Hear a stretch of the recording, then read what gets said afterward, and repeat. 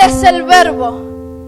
En ese momento las personas entendían el Verbo como el Logos divino.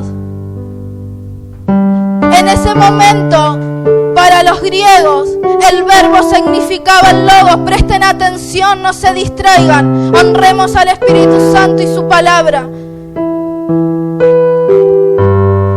En ese momento las personas entendían el Verbo divino como el Logos. Entonces, ¿qué es el Logos para nosotros? El Logos es la palabra de Dios que es revelada en nosotros. El Logos es la palabra de Dios que se revela en nosotros cuando buscamos de Él. En el principio era el Verbo. Cuando explica Juan que en el principio era el Verbo, es cuando quiere explicar que todo comenzó en Él. Nuestras vidas tienen un comienzo y tienen un final, y todo es en Él. Y en ese principio ya existía el Verbo llamado Cristo. Él existía antes de que todo fuera creado, el mar, los animales, nosotros mismos, el ser humano. El Verbo ya existía antes de todo eso.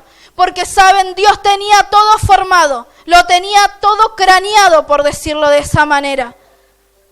Dios ya tenía formado a Cristo antes de todas las cosas. Pero fíjense en que dice, y el Verbo era con Dios. Primero dice que en el principio era el Verbo, y después dice, y el Verbo era con Dios. Porque Cristo estaba con Dios. Cristo estaba con Él.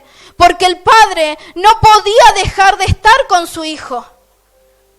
Cristo no podía dejar de estar con su Hijo. Fíjense en que después dice, y el Verbo era Dios.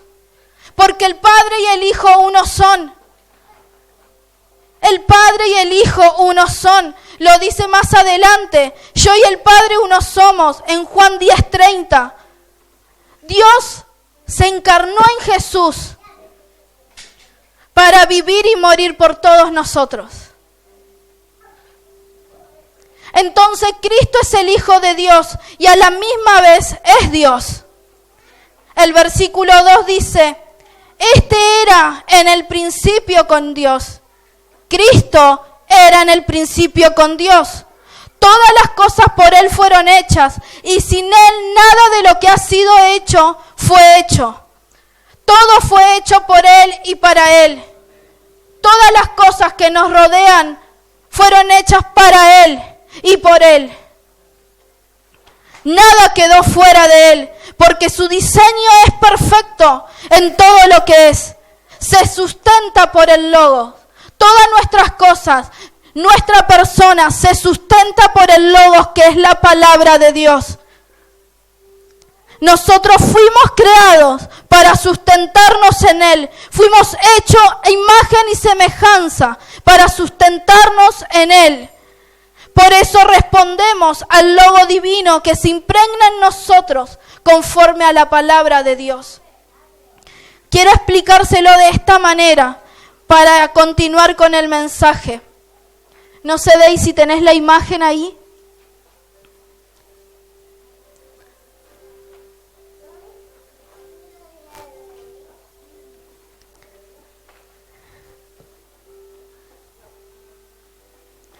Todo fue hecho por Él, nada quedó fuera de Él. Nada, pero nada, absolutamente nada quedó fuera de Él. Para continuar, mientras Dey busca la imagen, en Deuteronomio 8:2, eso lo podemos leer, ahí está la imagen antes de leer el pasaje. La explicación que dio hace un momento sería algo así. ¿Por qué? Todavía no mencioné alimento y sustento, porque lo vamos a ver más adelante. Pero es Cristo, el Verbo, el Logos, su palabra, su alimento y su sustento. Así funciona Cristo en nosotros.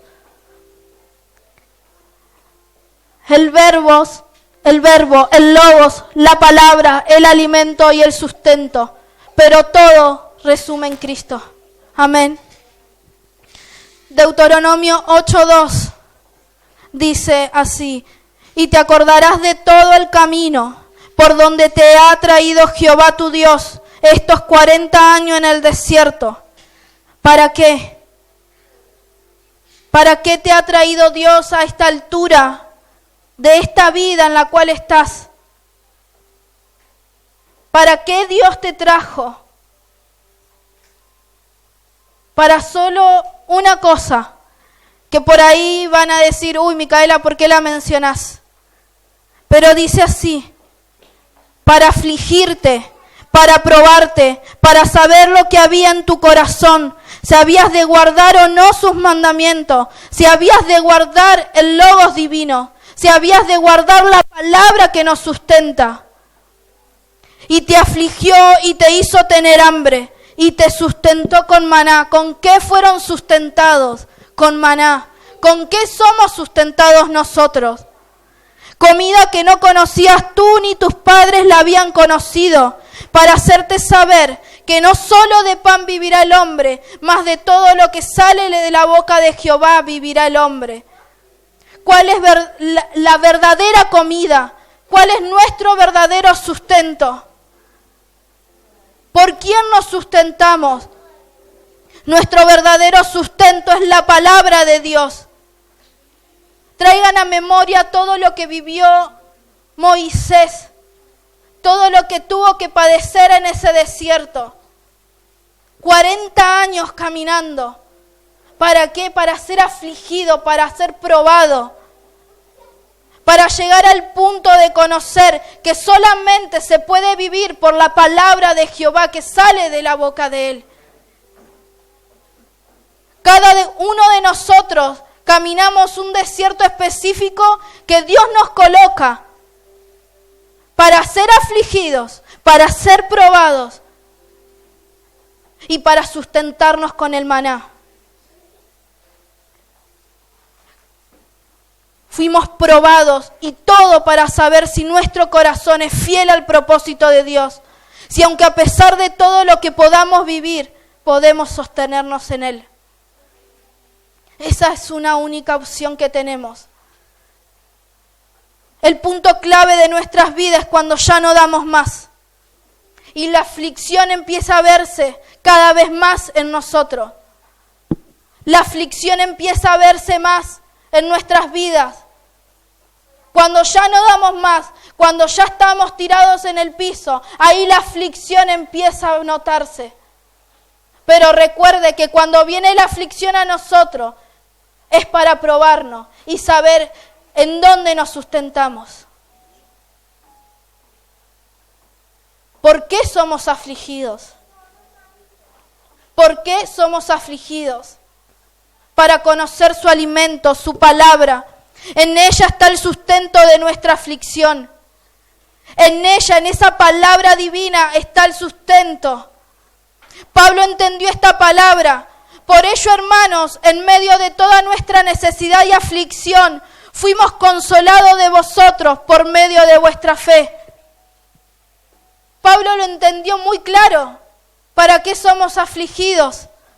Sino que por medio de nuestra fe. Maravilloso lo que compartiste, Dai. Sin saber lo que ibas a decir, estábamos alineadas en el Espíritu. Y eso es lo que hace la gracia de Dios. Cuando los hermanos, sin saber, están en comunión. Porque la aflicción viene a nosotros para saber cuál es nuestra fe, en dónde estamos anclados. Nuestra necesidad en cualquier aspecto que vivamos no es más importante que la palabra de Dios para nuestras vidas. Siempre el logo, siempre el verbo tiene que ser más importante que toda nuestra necesidad humana. El verbo sustenta todas las cosas y esas cosas están resueltas en Él. Él es el que sustenta todo lo que nosotros necesitamos. Más de todo lo que sale de la boca de Jehová vivirá el hombre.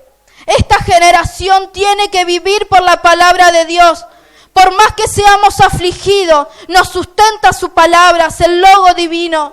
No hay otro alimento más importante que su palabra, que nos nutre, nos sacia por completo y nos hace crecer para ser fortalecidos interiormente. ¿Por qué viene la aflicción? Para saber cómo interiormente estamos, cómo interiormente nos estamos sustentando en Cristo.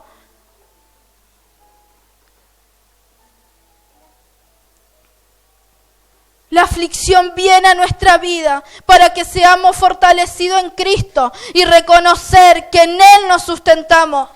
Cuando Dios, nuestro Padre eterno, te formó, no fue con la condición que vivas errando. Dios no nos creó con esa condición de errar todo el tiempo. Dios nos creó y nos formó con un diseño eterno. Y nos diseñó y nos conformó y nos formó y nos estableció en Él para que vivamos como sus hijos. En una condición de que el Hijo, que nosotros que somos hijos herederos de Él, sabemos que a pesar de las debilidades, que a pesar de las circunstancias, que a pesar de los sufrimientos, que a pesar de los rechazos, y póngale la faceta que usted quiera, nos seguimos sustentando en Él. Somos seres vivientes que portamos una sustancia importante. El ser que nosotros portamos, este ser Gabriel, este ser Valeria, este ser Soledad, este ser que nosotros somos, Dios lo creó con una cuestión y fue muy simple. Nos sopló vida. Nos sopló una vida para que vivamos. No, se me está acabando la batería. David, después vamos a hablar. El enemigo vino a matar, robar y destruir ese aliento de vida que Dios nos dio. Pero Cristo vino para que tengamos vida y vida en abundancia. Cristo vino a darnos una vida y una vida en abundancia. Vino a buscar y salvar ese ser humano que se había perdido. Sin el aliento de Dios nos volvimos irreconocibles, irracionales, yendo en contra de todos los principios eternos. Pero cuando Dios nos sopló vida, todo nuestro ser interior y todo nuestro ser externo responde a su voluntad, responde a la condición eterna. Lo que hizo Cristo por medio de la cruz es restaurarnos para que seamos a imagen y semejanza del propósito eterno. Cuando Dios comenzó la creación diciendo, sea la luz, cuando Dios tomó esa posición de que sea la luz, lo dice en el contexto de la luz como un ser, porque la luz del día fue creada en el cuarto día. No fue creada la luz del sol en el día 1. Esa luz de la que Dios está hablando es el ser de Cristo que nos gobierna cada uno de nosotros. Cuando Cristo ya estaba, nosotros estábamos con Él, porque en los pensamientos de Dios, tu vida, la vida de tus hijos, la vida de tus nietos y de tus próximas generaciones ya estaban siendo formadas, porque ese es el diseño de Dios. Ese es el diseño de Dios. Ahí en ese principio es cuando Dios habla del verbo que crea y sustenta todas las cosas. Dios introdujo a Cristo primero y luego todas las cosas. Primero introdujo a Cristo, segundo todas las cosas. ¿Por qué nos cuesta a nosotros eso?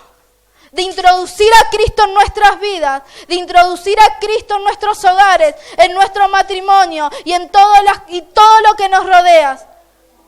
¿Saben que somos nosotros? Primero introducimos todas las cosas y después queremos introducir a Cristo en nuestras vidas. Queremos que todas las cosas respondan primero, así como obra de magia. Y después queremos introducir a Cristo cuando ya no damos más. Pero el primer paso que hizo Dios desde el principio, desde que el verbo empezó a funcionar, es de introducir a Cristo y luego todas las cosas. Ahora es cuando en Cristo se encuentra nuestra posición espiritual, donde podemos realmente ser lo que Dios espera de nosotros. Juan 1:3 dice, todas las cosas por Él fueron hechas, y sin Él nada de lo que ha sido hecho fue hecho. En Él estaba la vida, y la vida era la luz de los hombres. La luz en las tinieblas resplandece, y las tinieblas no prevalecieron contra ella. Necesitamos introducir primero a Cristo y luego todas las cosas en cada área de nuestra vida, para que las tinieblas y todo lo que es el pecado no gobierne nuestra vida. Cuando introducimos a Cristo, todo lo demás empieza a responder al Espíritu Santo.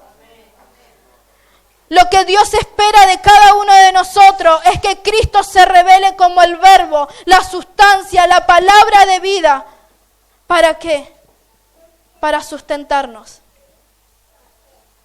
David lo dijo así en Salmo 119, versículo 116.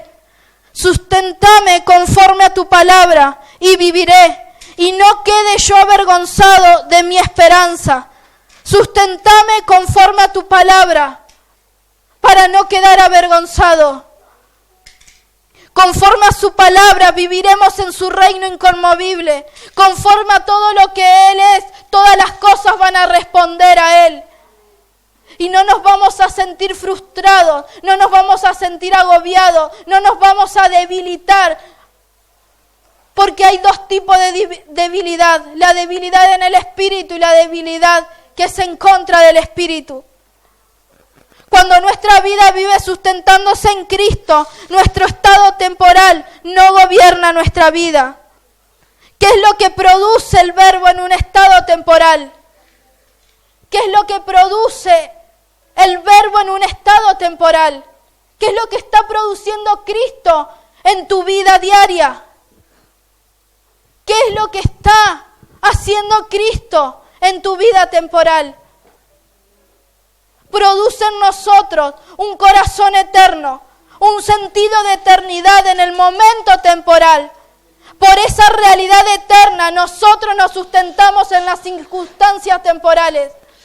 Por esa realidad eterna que le dimos el lugar a Cristo que se introduzca en nosotros, podemos sustentarnos en las circunstancias temporales. Eclesiastés 3:10. Lo voy a leer en la NTV. Voy rápido porque tengo miedo que se apague. Dice, he visto la carga que Dios puso sobre nuestros hombros. Sin embargo, Dios lo hizo todo hermoso para el momento apropiado. Él sembró la eternidad en el corazón humano. Él sembró el verbo, Él sembró el logo, Él sembró la palabra en nuestro corazón. Pero aún así el ser humano no puede comprender todo el alcance de lo que Dios ha hecho desde el principio hasta el fin. Nuestro corazón, muchas veces, aunque hemos optado por introducir a Cristo en nosotros, muchas veces no entendemos todo lo que nos pasa.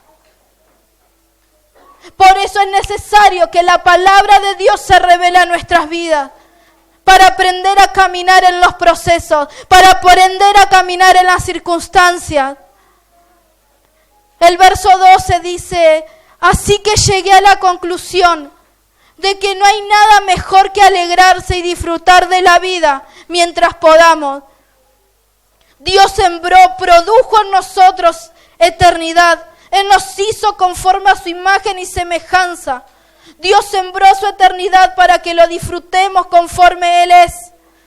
Cuando no comprendemos su voluntad o cuando no aceptamos su voluntad en nuestra vida, porque muchas veces nos pasa eso, no aceptamos la voluntad de Dios. Todo lo malo o lo bueno que parece a nuestro alrededor puede ser la voluntad de Dios. Y Él en esa voluntad todo lo hace perfecto. Todo lo hace perfecto. A lo que le demos a lo que le damos importancia es lo que vamos a disfrutar como generación. De lo que nos alimentamos dependerá nuestro crecimiento espiritual. Déjeme decirle algo en esta noche. Cuando nos sustentamos por la palabra, cuando nos sustentamos por el verbo de vida, el gozo se vuelve eterno y todo lo triste que podamos vivir es pasajero. Cuando la escasez en nosotros aparece, es una escasez pasajera, porque nosotros fuimos creados para tener abundancia, y abundancia en todo lo que nos rodea. En todas las cosas somos abundantes. Cuando las preocupaciones llegan a nuestra vida, son pasajeras. Mas su paz en nosotros es un estado de eternidad. Nosotros decidimos, tú decides qué realidad vivir y cuál disfrutar. Cada uno de nosotros decidimos en quién nos vamos a sustentar. Nosotros decidimos en quién nos vamos a sustentar. Ya Dios sembró eternidad, sembró a Cristo en nosotros. Él todo lo hace hermoso en su tiempo y por esa hermosura nos sustentamos. Póngase de pie, los invito a colocarse sobre sus pies. Vamos a terminar juntos de declarar que por Él nos vamos a sustentar, que por Él nos sustentamos y que en los próximos días nos vamos a sustentar. Ya Dios sembró eternidad, sembró a Cristo en nosotros. Él todo lo hace hermoso en su tiempo y por esa hermosura nos sustentamos. Tenemos su vida, la tenemos y es en Cristo Jesús, nuestro Señor, quien ya ha resuelto toda tu vida, quien ya ha resuelto toda nuestra vida en su eternidad. Él ya resolvió todos nuestros asuntos. Él ya resolvió todos nuestros asuntos. Todos nuestros asuntos fueron resueltos en Él. No hay enfermedad, no hay pobreza, no hay engaño, no hay confusión. Porque en Él ya está todo resuelto. Quiero terminar en Romanos 8:31, en la NTV. Dice así: ¿qué podemos decir acerca de cosas tan maravillosas como esta? ¿Qué podemos decir de la palabra del Verbo Divino? ¿Qué podemos decir de su alimento que nos sustenta día a día? Si Dios está a favor de nosotros, ¿quién podrá ponerse en nuestra contra? Ninguna enfermedad, ninguna circunstancia, ninguna pobreza, tanto mental y económica, nos podrá separar de Él. Nada se pondrá en nuestra contra si nuestro corazón se introduce en Él. Dios no se guardó ni a su propio Hijo, sino que lo entregó por todos nosotros. ¿No nos dará también todo lo demás? Todo lo que estamos necesitando en Él será hecho. ¿Quién se atreve a acusarnos a nosotros? A quienes te ha elegido para sí. Nadie te puede acusar, nadie. Porque Dios mismo nos puso en la relación correcta con Él. Entonces, ¿quién nos condenará? Nadie te condena. Nadie nos condena de nuestros errores. Nadie nos puede condenar. Porque Cristo Jesús murió por nosotros y resucitó por nosotros. Está sentado en el lugar de honor, a la derecha de Dios, e intercede por nosotros. El verso 35 dice: ¿acaso hay algo que pueda separarnos del amor de Cristo? ¿Será que Él ya no nos ama si tenemos problemas o aflicciones? Si somos perseguidos o pasamos hambre, o estamos en la miseria o en peligro o bajo amenaza de muerte. como dicen las Escrituras, por tu causa nos matan cada día, nos tratan como oveja en el matadero. Claro que no, familia, claro que no. A pesar de todas esas cosas que vivimos día a día, nuestra victoria es absoluta por medio de Cristo, quien nos amó. Y estoy convencida de que nada podrá jamás separarnos del amor de Dios. Ni la muerte, ni la vida, ni ángeles, ni demonios, ni nuestros temores, ni nuestras preocupaciones cotidianas, ni siquiera los poderes del infierno pueden separarnos del amor de Dios. Ningún poder en las alturas ni en las profundidades.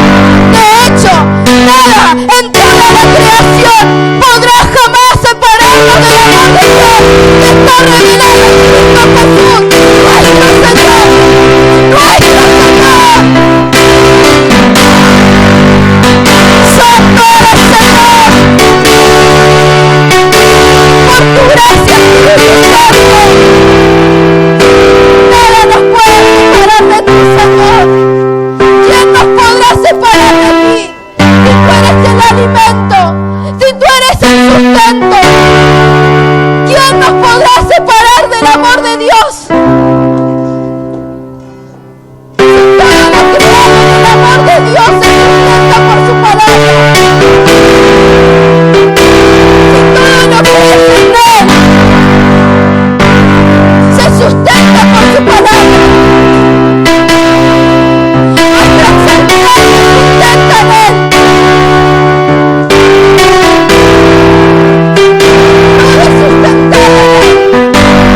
Todo se sustenta en Él. Gracias, Señor. Te doy gracias por cada vida que está aquí delante de ti, porque todo lo que he dicho a través de ti, Señor, no caerá en un corazón que no se rinde a ti, Señor.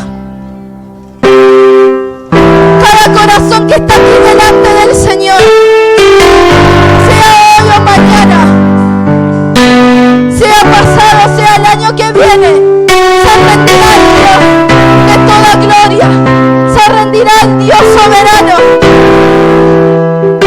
porque su palabra es mucho más importante que todo lo que gobierna allá afuera.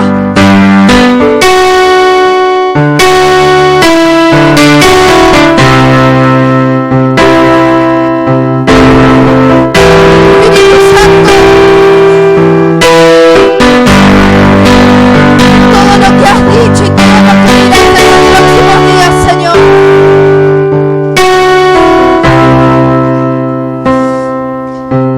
se hará por tu palabra. ¿Quién nos apartará de ti, Señor? Si tú lo eres todo cuando ya no damos más. Si tú lo eres todo cuando ya no damos más. Si tú lo eres todo a pesar de los diagnósticos.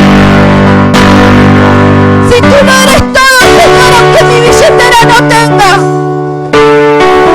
Si tú lo eres todo, Señor, cuando las relaciones se quiebran.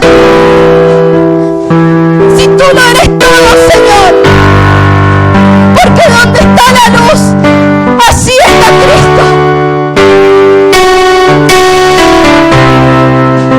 Gracias, Señor.